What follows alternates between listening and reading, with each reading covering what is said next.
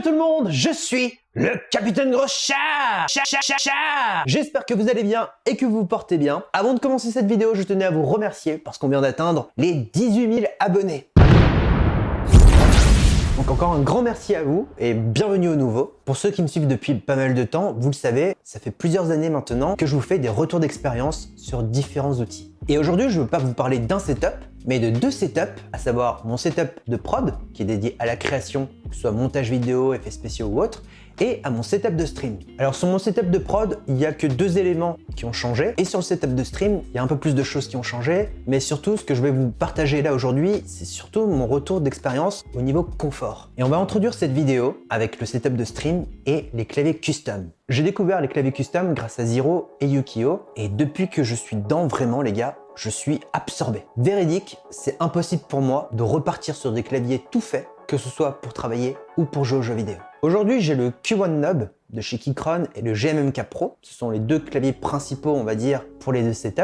Et le point commun qu'ils ont, c'est qu'ils sont customisables, c'est-à-dire que je peux travailler la partie sonore, le confort de frappe, les keycaps, le châssis, etc., etc.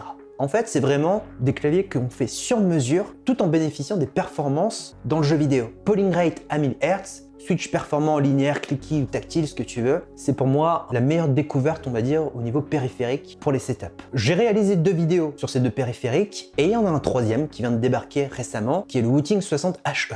Alors c'est une vidéo que j'ai réalisée sur ma chaîne récemment et qui pour beaucoup de monde c'est une belle découverte. Moi j'ai découvert via Yukio encore une fois parce que lui il est spécialiste dans ce milieu-là et franchement, je le redis encore, c'est le clavier le plus performant en jeu. J'ai eu pas mal de gens qui me disent « Ouais, mais le Huntsman V2 ou l'Apex TKL Pro, c'est pareil, il a aussi des switches analogiques. » Attention, les switches analogiques, c'est une chose, mais le Wooting HE, c'est un peu plus que ça. En fait, beaucoup, je pense, n'ont pas regardé ma vidéo en entier, mais il faut savoir que l'activation à 0,1 mm, c'est une chose, mais aucune marque n'a pensé à l'effet inverse, c'est-à-dire la désactivation. Et le Wooting propose justement une désactivation à 0,1 mm, peu importe où on se situe dans le switch. Donc même si on est enfoncé à fond, si on remonte mais juste un chouïa la touche peut se désactiver et elle peut se réactiver à tout moment où on décide de rappuyer, peu importe où on est. Et là que vous ayez 8000 Hz en polling rate, que vous ayez un clavier à 0,01 millisecondes de latence ou autre, il n'y a aucune marque aujourd'hui qui ont pensé à l'effet inverse. Et le Wooting justement le propose, en plus de l'overclocking du clavier. C'est pour ça que je me suis permis de dire dans la vidéo que c'est le clavier le plus performant aujourd'hui. Donc ça, en termes de confort, et en termes de performance, les claviers custom, c'est vraiment pour moi le top du top aujourd'hui. Mais rassurez-vous, je vais quand même continuer à vous présenter des claviers tout faits parce que forcément, c'est pas le même budget et l'objectif, c'est que je vous fasse un retour d'expérience sur des objets à bon rapport qualité-prix et pas que des produits qui sont élevés en termes de tarifs. Le deuxième outil que j'utilise au quotidien, et là pour le coup, il y a zéro technologie, c'est le porte-casque. Le setup que vous voyez là, c'est un tout petit setup que j'ai et je vous l'avais présenté en short ou sur TikTok. C'est un truc que j'ai découvert sur Amazon qui m'a coûté 10 balles et en gros, ça permet de gagner de la place. Il suffit juste de fixer le porte-casque sur le pied de votre bureau et d'y déposer par la suite le casque. Vous inquiétez pas, les Scotch 3M c'est un truc de fou, ça peut supporter des charges de je ne sais pas combien de kilos, donc un casque c'est quand même relativement assez léger. Alors certains m'ont dit oui mais pourquoi tu ne le mets pas tout simplement sur l'écran ou sur le boîtier? En fait, moi j'aime bien tout ce qui est minimal. J'aime bien quand c'est organisé et surtout moi j'ai besoin de place quand je monte des guns plats. Du coup si je peux gagner un minimum de place et gagner aussi en esthétique, bah un porte-casque à 10 balles j'ai envie de vous dire, c'est pas négligeable. D'ailleurs en parlant d'esthétique, j'ai acheté un chevalet pour mon écran de chat. Ça rend super bien. Alors il faut savoir que mon écran de chat n'est pas super lourd. C'est pas une tablette, mais c'est vraiment un écran qui est hyper léger et qui vient de la marque UPerfect. Alors les écrans de la marque UPerfect, je vous le dis tout de suite, du moins celui-ci, je ne vous conseille pas pour faire du travail de l'image. C'est très mal calibré et même après calibration, c'est toujours pas ça. Par contre, pour lire du chat, c'est amplement suffisant. En tout cas, avec un chevalet, je trouve ça super esthétique et hyper pratique. Veillez juste à bien prendre un chevalet solide, même pour poser une tablette. Définitivement, parce que sinon, vous risqueriez de péter votre matériel. Juste au-dessus de cet écran, j'utilise une caméra qui est la caméra Insta360. Je l'avais déjà présentée sur mon setup de stream avec une vidéo un petit peu expérimentale, mais j'avais pas donné, on va dire, les arguments de cette caméra. D'un point de vue confort, c'est l'une des meilleures caméras que je n'ai jamais vues aujourd'hui parce qu'elle a de l'intelligence artificielle pour vous traquer. C'est-à-dire que si maintenant vous vous déplacez dans une pièce, à gauche ou à droite, vous vous baissez ou autre, elle peut traquer votre visage et vous suivre. Donc il n'y a pas besoin de manipuler avec la main la caméra. D'un point de vue qualité, on est sur une caméra en 4K. Elle propose même un système HDR qui est un peu, on va dire pas ouf, mais voilà, ça existe. Mais dans la finalité, je trouve ça super chouette que la caméra puisse nous suivre pendant notre déplacement, sachant qu'on peut la piloter également avec des gestes à la main pour zoomer ou dézoomer, et on peut même lui dire d'arrêter de nous suivre. Ça c'est plutôt cool, et j'ai failli oublier cette partie-là, on peut même choisir la vitesse du tracking. Donc si vous voulez quelque chose d'agressif, c'est possible, mais si vous souhaitez quelque chose de beaucoup plus smooth, avec un effet de ralenti sur la fin, eh bien l'application vous permet de faire cela.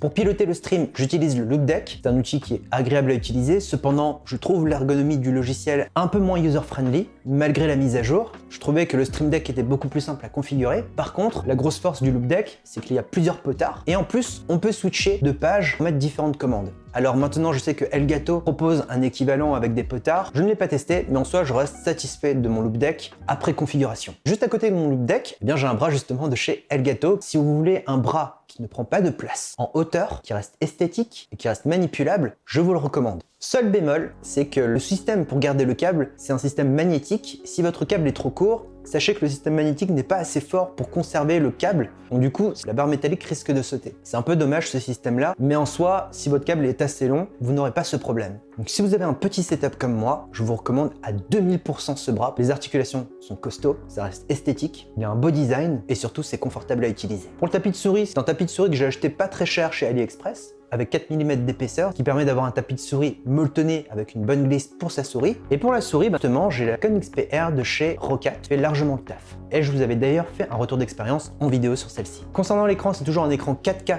de chez Asus ROG, qui est toujours aussi excellent et réactif. Je n'ai pas rencontré de problème par rapport à ça. Et juste au-dessus, j'ai un éclairage de chez Govee. Govee, ça reste une excellente marque pour ceux qui souhaitent de l'éclairage RGB. Il y a plusieurs modes, vous avez plusieurs choix de couleurs avec l'application et tout. D'un point de vue rapport qualité-prix, Govee, je recommande. Cependant, il y a un petit bémol au niveau de la caméra qui est située ici. Son but, c'est de retranscrire les couleurs de votre jeu vidéo ou de votre film en temps réel. Sauf que la caméra, il y a un peu de latence. Vous aurez peut-être 1 milliseconde ou 1 seconde de latence en fonction de ce que vous voyez. Ça peut être embêtant. Moi, j'ai décidé de le désactiver parce que le fait de voir la latence derrière, ça me gêne un peu. Donc au final, je reste sur cet éclairage que vous voyez en ce moment. Et concernant la décoration que vous voyez sur mon mur, beaucoup de personnes m'ont demandé si c'était un stickers. En fait, non, ce n'est pas un stickers. C'est une décoration que j'ai réalisée sur Illustrator. Donc j'ai fait mon petit design et tout autour du RX78 II et le Zaku 2 qui font référence justement à Gundam. Et pour la petite anecdote, en fait, le 2 du Zaku 2, en fait, vous le voyez avec les deux barres orange qui sont juste inclinées. Du coup, c'est un petit clin d'œil entre RX78 II et le Zaku 2. Et j'ai ajouté justement 2 figurines qui sont faites par des artistes qui s'appellent Fool's Paradise et qui proposent des détournements de personnages issus de la pop culture. Et au niveau des outils, j'ai utilisé de la peinture pour le mur tout simplement. Une peinture orange électrique qui est hyper flashy de jour et quand vous le mettez sur de la lumière bleue, c'est encore plus électrique. Et pour la peinture noire, pour faire la typographie, j'ai utilisé un système de pochoir. Concernant la tour, il n'y a pas de changement, il y a toujours une 3090 dedans avec 32 Go de RAM, un 12900K, une LM de 1000 watts. Pour ceux qui se posent la question si le H7 Elite est efficace ou non après plusieurs mois, sachez qu'actuellement mon processeur est à 25 degrés et le GPU est à 35 degrés. Donc pour ceux qui avaient des doutes par rapport à la vitre sur le H7 Elite, sachez que mon PC se porte toujours très bien. Il n'y a pas de surchauffe derrière, donc je suis content du résultat.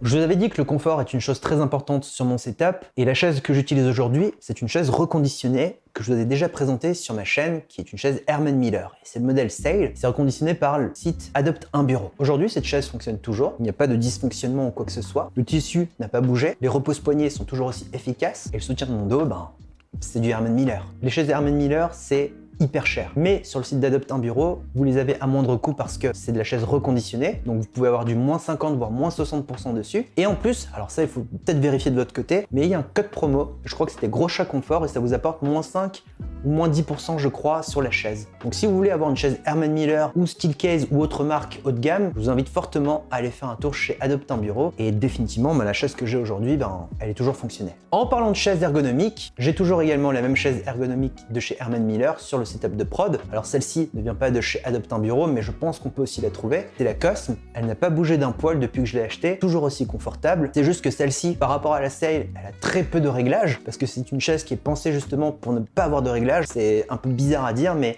à part monter et descendre, tout le reste, c'est la chaise qui s'adapte à votre corps. Après, c'est une chaise aussi qui coûte un peu plus cher. Celle-ci, je l'avais achetée à l'époque parce que j'avais des problèmes de dos et franchement, je ne regrette pas du tout. Au niveau des améliorations sur le setup de prod, il y a le Macropad. Le Macropad, c'est quelque chose de juste ouf. Enfin, depuis que je l'ai maintenant, en fait, j'arrive à créer beaucoup plus de contenu sur ma chaîne YouTube et justement, j'arrive à faire 2 vidéos par semaine. Pourquoi? Parce que chaque touche que vous voyez là, elles sont programmées en fonction de mes logiciels. Alors, je sais que le Loop Deck ou le Stream Deck propose aussi cette fonctionnalité. Vous pouvez définir des raccourcis clavier et tout, mais d'un point de vue ergonomique, le Workloader est beaucoup plus sympa, je trouve. Alors, je vous invite à regarder ma vidéo par rapport au Workloader, mais je veux quand même vous donner un petit tips, par exemple, qui m'a permis de travailler beaucoup plus vite. Là, maintenant, le Facecam sur lequel je suis en train de vous parler, eh bien, je vais ajouter des images clés pour illustrer mon discours. Et pour faire ça, en fait, sur mon potard, je peux appuyer dessus. Du coup, ça me crée à chaque fois des marquages. Par exemple, clavier, 10 secondes plus tard, je vais parler peut-être des chaises Herman Miller, 10 secondes après, de mon porte-casque, etc., etc.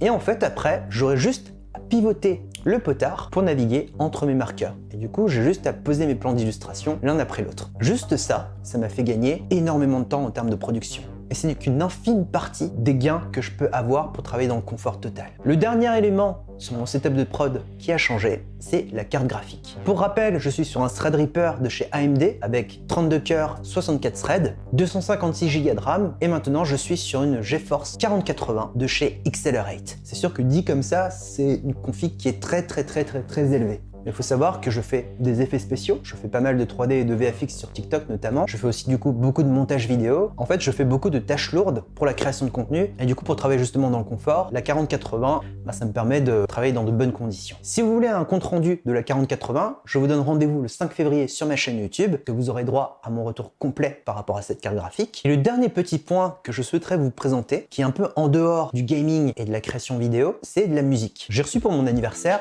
cet objet. C'est ma copine qui me l'a offert. C'est un clavier MIDI dans lequel je peux composer de la musique ou même des effets sonores, soit pour mon plaisir personnel, soit pour des productions. Donc prochainement sur ma chaîne YouTube, je vous parlerai de musique, peut-être pas comme un professionnel, mais du moins comme une personne qui découvre cet outil, quitte à faire demain une chaîne secondaire qui parlera de musique. J'espère que cette vidéo vous aura plu. Si c'est le cas, n'hésitez pas à me laisser un pouce en l'air et à vous abonner à ma chaîne si ce n'est pas déjà fait. Dimanche prochain, on se retrouve pour une autre vidéo autour de la tech et mercredi, une vidéo autour des gunpla. Sur ce, je vous dis à très bientôt. Portez-vous bien, c'était le Captain Gros Chat. Bisous!